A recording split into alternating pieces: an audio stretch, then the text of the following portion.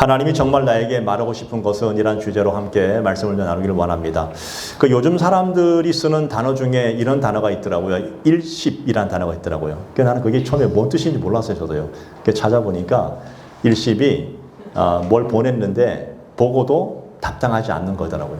가장 많이 쓰는 단어 중에 여기 카톡이라는 단어 보면 보내게 되면 일이라는 단어가 있잖아요. 그죠? 그 일이라는 단어는 아직 보지 않았다는 얘기인데 보면 일이 없어지잖아요. 그러면 상대방이 읽었다는 증거가 된단 말이죠. 그런데 읽고 난 다음에 응답이 없어요. 그러면 보통 저 같은 경우는 뭐 사정이 있겠구나, 바쁜가 보다 이렇게 하지만 조금 예민하신 분들은 좀 그렇지 않을 수 있습니다. 왜 안 보내지? 그렇잖아요. 봤는데 왜 안 보내지? 혹시 나와 말하기 싫은 건가?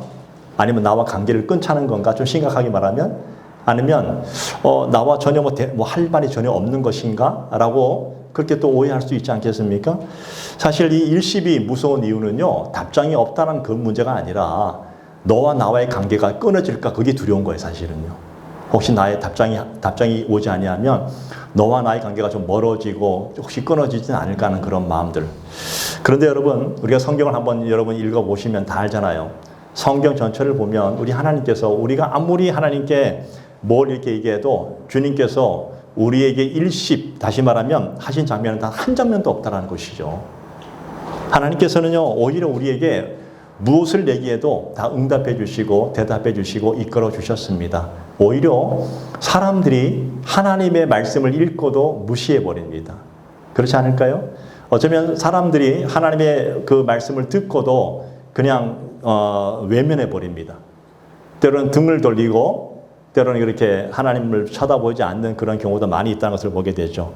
그런데 하나님께서는요, 단 한 번도 우리에게 대화를 중단한 적이 한 번도 없었다는 것입니다. 포기하지 않으신다는 것입니다. 하나님을 온전히 부린 찬양처럼 하나님 우리 가정을 영원토록 인도해 주실 것입니다. 이건 사실 우리에게 하신 말씀 아닙니까? 단 한 번도 우리와 대화를 포기하지 아니하시고 우리에게 찾아오시는 그 하나님. 지금 시대가 첨단 문명 과학 시대라고 합니다. 그래서 엄청난 과학적 문명을 우리가 누리면서 살아가는 그 시대 속에 많은 분들이 이런 얘기를 합니다. 어떤 분들이 아무도 내 마음을 몰라주는 것 같아. 가족도 나를 몰라주는 것 같아. 어떤 그런 경우도 있더라고요. 아무도 내 심정을 몰라주니까 어느 순간 나는 혼자인 것 같아 라고 하는. 우리는 수많은 대화를 나누지 않습니까? 우리는 카톡을 통해서, 전화를 통해서, 영상을 통해서, 아니 SNS를 통해서 서로 막 나누잖아요. 그런데도 불구하고 사람들의 마음속에 점점 관계가 더 옅어지고 있다는 사실을 경험하게 됩니다. 여러분, 옛날에는요, 이런 어떤 과학적 문명이 크게 발달하지 않았던 한 50년 전만 하더라도 너와 나와의 관계는 굉장히 서로 대면하는 관계였습니다. 이웃집의 관계, 이웃집에 뭐가 있는지, 콩 한쪽에 있는 없는지 다 아는 관계였잖아요. 근데 오히려 발전하는 시대 속에서 점점 관계가 더 옅어지는 시대. 정보는 굉장히 넘쳐납니다. 전 세계 모든 정보가 하나가 됐습니다. 지구촌이라잖아요. 지구촌, 하나의 가정이라잖아요. 근데 정보는 넘쳐나는데 오히려 우리의 마음속에 영혼은 말라가고 있는 것을 보게 되지 않습니까? 이따금씩 조금 이렇게 잘못 엇나간 SNS를 하는 분들을 보게 되면 여행을 가서 자기의 즐기는 모습을 보여주기도 하잖아요. SNS에 명품 옷을 사기도 하고 좋은 음식을 먹기도 하고 럭셔리한 삶을 즐기는 그런 모습 보면서 제 마음속에 이런 마음이 들더라고요. 저 사람 좀 얼마나 외로울까. 본인의 그 외로움을 사람들의 그 주목을 받으면서 뭔가 이렇게 살고 싶어하는 그 처절한 몸부림처럼 느껴질 때가 저는 꽤 많이 생각해 보게 됐습니다. 자, 이런 시대 속에서 오늘 성경이 오늘 우리에게 무엇인가를 말하고 싶은 것 같아요. 여러분, 성경 전체 창세기부터 요한계시록까지 성경은 전부 몇 권입니까? 66권. 구약은 몇 권입니까? 39권. 신약은 27권입니다. 그 엄청난 방대한 그 성경의 66권의 책 속에 처음부터 끝까지 나타난 그 모든 인물들, 사건들, 때로는 고난들, 때로는 눈물이 넘쳐나는 그런 사건들도 많이 있습니다. 자, 그런 사건들 속에서 보면서 우리는 정작 이런 질문을 던져야 됩니다. 이 모든 이야기 속에서 정말 하나님께서 나에게 말하고 싶은 것이 무엇일까? 저는 오늘 성경을 통해서 저와 여러분이 한번 찾아가 보기를 원합니다. 그리고 이 하나님께서 정말 나에게 말하고 싶어 하는 것이 무엇인지를 오늘 여러분 개인에게 들려주기를 축복을 드립니다. 첫 번째 성경은 전체 어떻게 시작됩니까? 창조로 시작됩니다. 여러분 이 창조는 하나님이 우리가 필요한 것이 아니라 하나님이 우리를 사랑의 관계를 맺기 위해서 우리를 불러주셨다는 것입니다. 그 성경은 어떤 사람들의 성공담을 얘기하고 있지 않습니다. 성경은 어떤 사람들의 도덕적 삶을 말하고 있지 않습니다. 어떤 종교적인 어떤 규범을 가지고 이렇게 살아야 된다는 지침을 말하고 있는 것이 성경이 절대로 아닙니다. 성경은 한마디로 하나님의 그 마음의 역사를 이루어낸 책이 바로 성경입니다.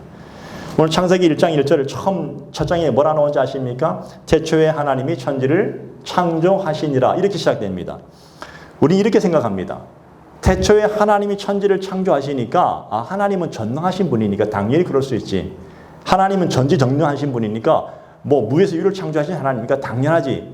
근데요. 조금 더 밑으로 내가 볼까요? 창세기 1장 26절을 보게 되면 이런 말씀이 있습니다. 우리의 형상을 따라 우리의 모양대로 그 다음 우리가 사람을 만들고 여기서 이 형상이라는 단어는요. 어떤 외형적인 것을 말하는 것이 아니라 어떤 관계적 언어를 말하고 있습니다. 우리가 삼위일체 하나님을 말하고 있잖아요. 그죠? 성부 하나님, 성자 하나님, 성령 하나님.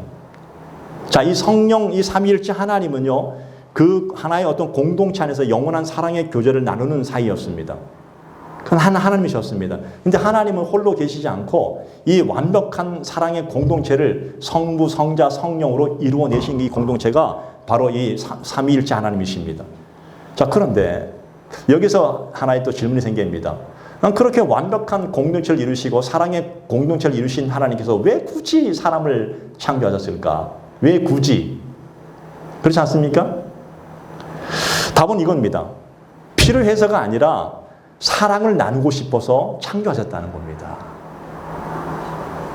우리는 하나님의 심심풀이가 아닙니다. 우리는 하나님께서 어떤 실수로 우리를 만드신 것이 아닙니다. 이따 가끔씩 어떤 분들을 만나서 상담하다 보면 또 어떤 분 대화 전화통화하다 보면 이런 얘기합니다. 저는 어쩌다 나 같은 인간이 태어나가지고 목사님 저는 쓸모없는 인간 같아요. 막 너무 힘들어요. 저 어떤 분이 이런 얘기합니다. 저는 제가 지금 왜 사는지 모르겠어요. 막 그런 자기 존재감에 대한 완전히 뭐 아무것도 없는 듯한 모습을 가진 그런 어떤 상담할 때도 있습니다. 그런데 여러분 성경은 너는 실수가 아니라고 말하고 있습니다. 하나님은 완벽한 계획 속에서 사랑의 관계를 맺기 위해서 우리를 창조하여 주셨다. 우리는 하나님의 사랑의 대상이다. 그 얘기입니다. 그래서 우리는 하나님과 교제하도록 창조되었습니다. 우리는 하나님과 교제하지 못하면요, 우리는 스스로가 어떤 일이 벌어질까요? 점점 영혼이 죽어갑니다. 우리는 하나님과 사랑을 누리고 사랑을 경험할 수 있도록 우리는 만들어졌습니다. 그리고 우리의 삶을 통해서 하나님의 영광을 비추도록 우리를 창조하셨습니다. 이게 하나님께서 우리를 만드신 목적이더라고요. 그래서 우리는 이 존재 자체가 이미 하나님 안에 들어와 있을 때에 비로소 우리가 이 땅에서 왜 살고 있는지, 왜 내가 창조되는지를 우리는 경험할 수 있게 된다는 것이죠. 첫 번째는 창조였습니다. 그냥 창조가 아니라 사랑의 관계를 맺기 위해서 우리를 불러주셨다는 것이죠. 자, 두 번째는 타락입니다. 여러분, 죄라는 것은 어떤 도덕적인 타락을 말하는 것이 아니라 영적인 단절을 말하고 있습니다. 자, 창세기 3장에 보게 되면 비유가 시작됩니다. 아담과 하와가 에덴 동산 중앙에 있는 선악을 알게 하는 나무 열매를 먹어버립니다. 죄를 지었습니다. 선악과를 먹었습니다. 여러분, 죄의 본질이 뭔가 하면 죄의 본질은요, 그 열매를 먹었다는 것이 그 본질이 아닙니다. 죄의 본질은 이 선언이에요. 나는 더 이상 하나님 없이 살 수 있다는 것이 이게 바로 죄의 본질이에요. 단순한 불순종의 관계가 아니라 나는 이제 하나님과 모든 관계를 끊어버리겠다는 이게 죄의 본질이에요. 그래서 완전히 하나님과 관계 끊어졌습니다. 그리고 그 결과가 무엇입니까? 숨어버리잖아요. 아담이 숨어버리잖아요. 그리고 하나님과 멀어지게 됩니다. 관계가 깨어지면 여러분 멀어지고 숨어버립니다. 그렇지 않습니까? 자, 그때 하나님께서 부르시죠. 아담아, 내가 어디 있느냐 부르십니다. 이 부름은요, 어떤 정보를 알기 위해서 부르신 부름이 아니라 또 아담이 어디 있는지 모르기 때문에 부른 부름이 아니라 너와의 관계를 다시 회복하기를 원하셔서 불러주시는 사랑의 음성이었습니다. 이 질문은요, 오늘 우리에게 동일한 질문이 되어집니다. 오늘 이 아담에게 던진 이 질문은 오늘 예배하는 저와 여러분에게도 동일하게 주님께서 질문을 던져주십니다. 지금 너는 어디 있느냐? 지금 너는 너의 삶에서 어느 위치에 지금 너는 서 있느냐라고 그렇게 물으신 하나님. 여러분, 그런데요, 놀라운 사실은 사람들이 하나님을 찾은 것이 아니라 하나님이 우리를 찾아오셨다는 것입니다. 우리가 아무리 하나님을 찾으려고 노력하고, 우리가 아무리 하나님을 어디 있는지 막 사방팔방 우주까지 나가고 막 이런 일을 벌여도 하나님을 찾을 수가 없었습니다. 그런데 하나님이 우리를 찾아오셨다는 겁니다. 이것이 바로 성경 전체를 관통하는 하나님의 마음이고 방향성이라는 것입니다. 하나님이 찾아오셨다는 것. 그것이 바로 어떻게 이루어졌을까요? 성육신 십자가 사건입니다. 하나님은요, 아담아 내가 어디 있느냐라는 질문으로 끝난 분이 아니셨습니다. 오늘 하나님 동일합니다. 여러분에게, 야 너는 지금 어디 있니? 너 지금 어느 위치에 있니? 빤히 보시면서도 물으시는 하나님. 그냥 질문으로 끝난 하나님이 아니라 그분은 친히 침묵하지 않으시고, 요한복음 1장 1절에 보면 태초에 말씀이 계시니라 이렇게 말씀하시고 시작됩니다. 여러분, 요한복음은요 신약성경이잖아요. 근데 요한복음의 이 태초에 말씀이 계시니라 이 말씀은 의도적으로 우리를 다시 창세기 1장 1절로 데려가고 있습니다. 근데 이것으로 끝난 것이 아니에요. 자, 요한복음 1장 1절 바로 그 다음 절에 보니까, 바로 뒤쯤 보니까 이 말씀이 하나님과 함께 계셨으니 이 말씀이 곧 하나님이시라 이렇게 말하고 있습니다. 그런 다음에 요한복음 1장 14절에 충격적인 선언을 하고 계십니다. 이 말씀이 육신이 되어 우리 가운데 거하심에, 이 말씀이 누구실까요? 예수 그리스도이십니다. 하나님은요 질문만 하지 아니하시고 그분이 직접 이 땅에 인간의 몸을 입고 이 땅에 오셔서 성육신하여 주신 인카네이션입니다. 이것이 오셨다는 거예요. 단순히 야 너 어디 있니? 이걸로 끝난 분이 아니에요. 우리는 하나님을 찾을 수가 없었는데 하나님이 이 땅에 그 육신의 몸을 입고 이 땅에 오셨습니다. 그 몸을 입고서 어떻게 했습니까? 함께 배고파 하시고, 함께 울어주시고, 함께 안아주시고, 함께 배신당하기도 하고, 빤히 알면서도 맞아 하라고 하기도 하고, 결국 그 십자가에서 오늘 우리의 모든 죄를 대속하시기 위해서, 담당하시기 위해서 달려 물과 피를 쏟으시기까지 그분은 당신의 그 사랑을 입증해 주셨습니다. 왜 그랬을까요, 여러분? 왜 굳이 그렇게까지 할 필요가 있었을까요? 질문만 끝난 것이 아니라 잃어버린 관계를 다시 회복시키기 위해서 이 땅에 오셔서 그렇게 하셨다는 것입니다.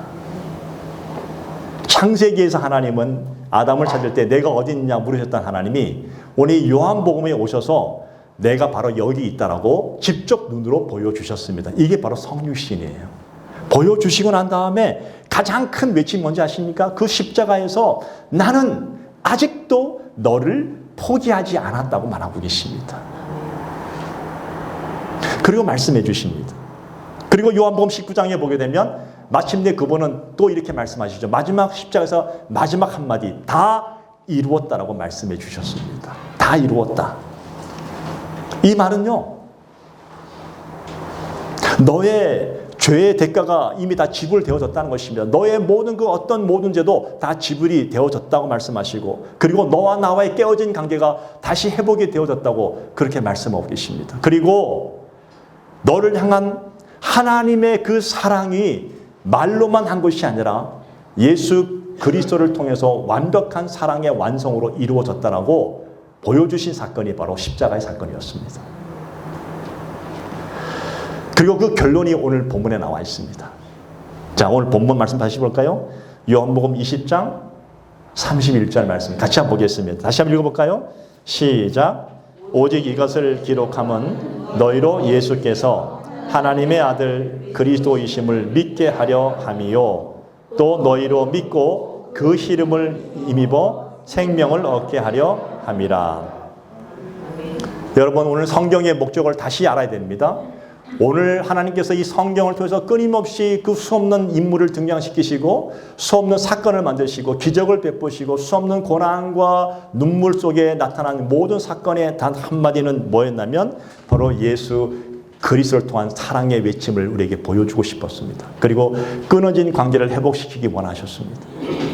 성경은요, 단순히 어떤 정보만 제공하는 것이 성경이 아닙니다. 성경은 우리에게 어떤 지식을 주고 우리 어떤 교훈을 주기 위해서 주신 성경이 아니라 성경은 오늘 저와 여러분들에게 영원한 생명을 주시기 위해서 주어진 책입니다.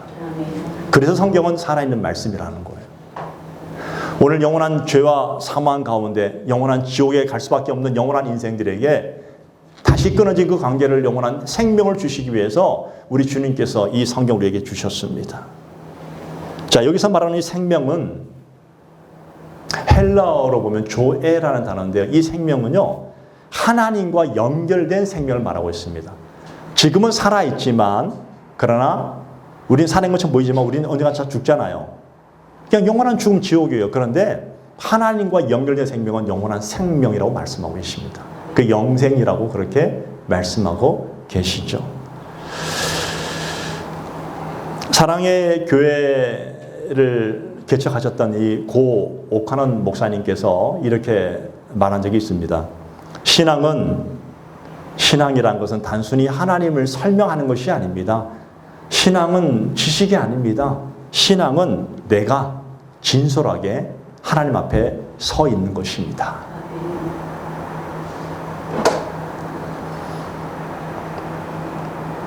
항상 하나님 앞에 서 있게 하기 위해서 우리를 불러주신 하나님. 요즘 상영되고 있는 신의 악당이라는 그 영화 여러분 보신 분이 꽤 많으시죠? 아직 못 보신 분들은 꼭 보시길 바랍니다. 그 신의 악당에서 그 나왔던 박시우 배우가 이제 10년 만에 이제 이 스크린에 이렇게 와서 촬영을 했는데 그 저는 마지막 장면이 잊혀지지 않아요. 그 예수 믿는 사람들을 자기의 신앙의 양심으로 그가 회심하게 되고 그 사람은 원래 예수 믿는 사람들을 체포하는 체포조였습니다. 그가 그 실화를 바탕으로 만든 영화니까 그 사람을 풀어주고 자기는 죽을 줄 알면서도 그 길을 가는 거예요. 그리고 마지막 장면 하얀 옷을 입고 눈바디를 피를 흘리면서 걸어가잖아요.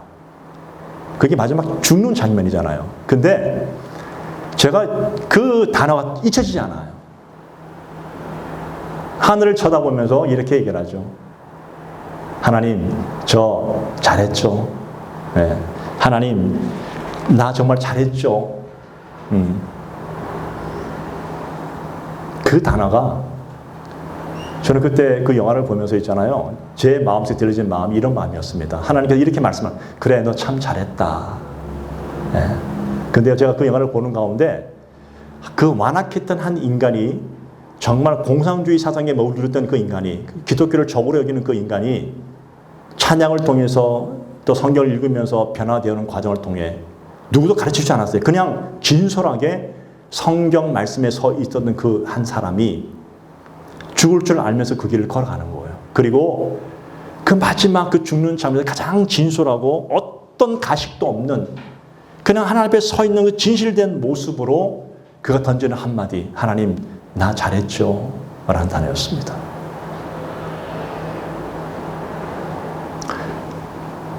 물론 그렇게 순교하는 그런 모습을 통해서 그 사람의 영혼 속에 하나님의 생명이 없었겠습니까? 그거는 생명이 아니고서는 설명할 수 없는 방법 아닙니까?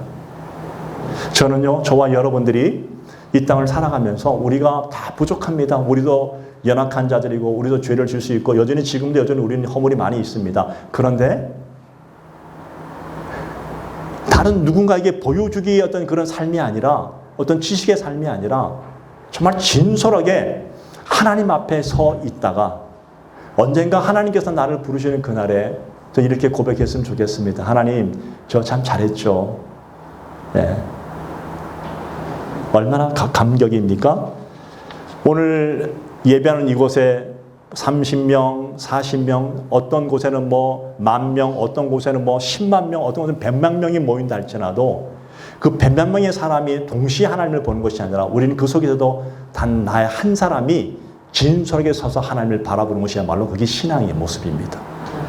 전 여러분들이 어떤 분위기가 아니라 나 한 사람이 정말 하나님 앞에 진솔하게 서 있는 모습으로 하나님을 바라본다면 오늘 그 속에서 정말 하나님께서 나에게 주시고자 하는 그 생명이 무엇인지 우리는 발견하게 있을 줄로 믿습니다.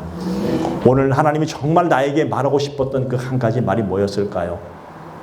너 더 많은 것을 이루어 봐. 너 더 많은 것을 더 선하게 살아봐.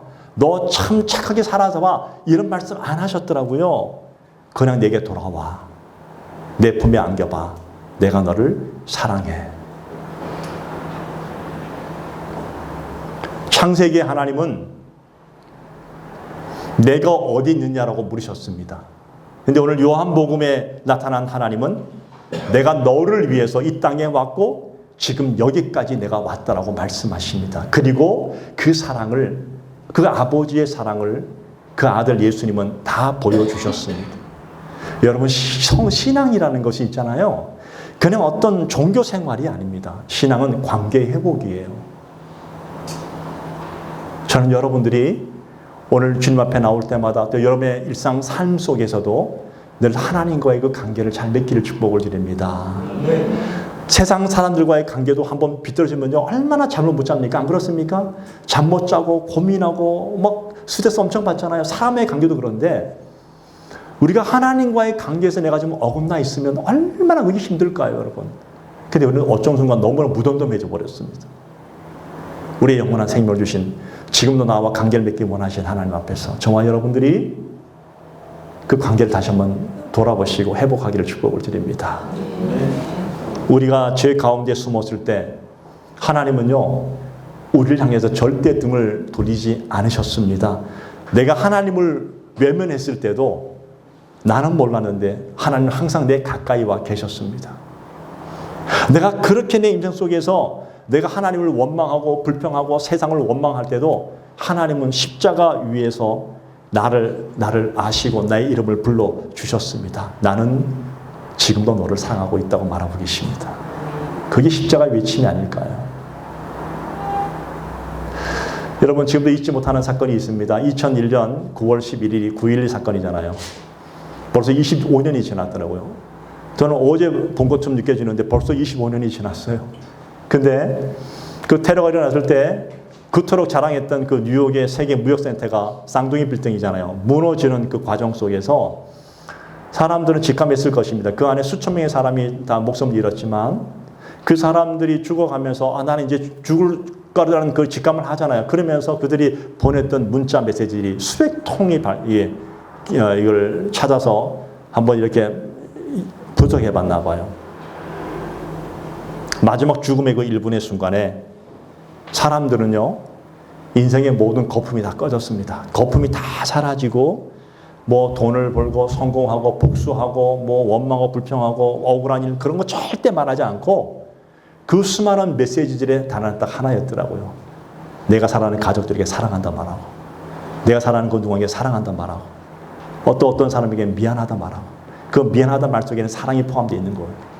딱 한마디였습니다. I love you. 당신 사랑합니다.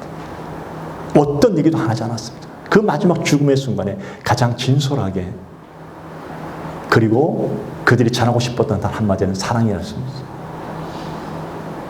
수많은 사람들의 마음속에 죽음이라는 거대한 진실 앞에 섰을 때 비로소 깨닫게 되었습니다. 사람들은 그렇구나. 우리 인생이 사랑이 없이는 살 수 없는 인생들이었구나.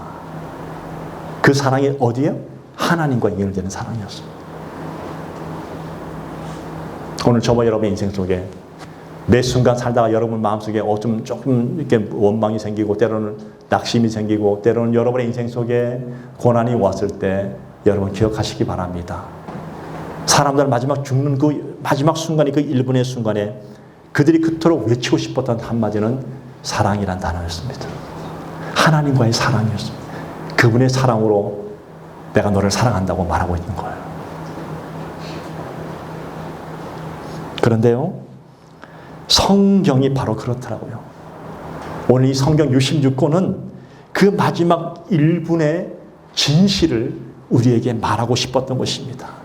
하나님은 너를 사랑한다 말하고 계십니다. 이게 성경이에요. 이 성경은 그냥 책이 아니에요. 하나님의 생명의 말씀입니다. 그리고 말씀하십니다. 지금 동일하게 말씀하십니다. 주님께서 마지막 십자가에 죽으시면서 하셨던 그 얘기, 다 이루었다 그 얘기는 이 얘기입니다. 내가 너를 포기하지 않고 지금도 너를 사랑한다고 말씀하고 계십니다. 이게 성경의 말씀입니다. 하나님께서 그토록 지금 나에게 하고 싶었던 말씀이었습니다. 그러므로 여러분 포기하지 말기를 축복을 드립니다. 그러므로 여러분의 인생 속에서 나는 왜 인생이 요만이 없거리라고 그렇게 말하지 않기를 바랍니다. 하나님 여러분 포기하지 않으십니다. 끝없이 여러분께 다가오셔서 여러분을 붙잡아 주시고 여러분에게 그 관계를 맺기를 원하시고 영원한 생명 주시기를 원하십니다. 하나님은 오늘도 일십하지 않으십니다. 그리고 내가 여기 있다라고 말씀해 주십니다. 매 순간순간 그런 믿음으로 하나님과의 관계를 맺으시고 살아가는 그런 복된 주의 자녀가 되기를 간절히 축복을 드립니다. 기도하겠습니다.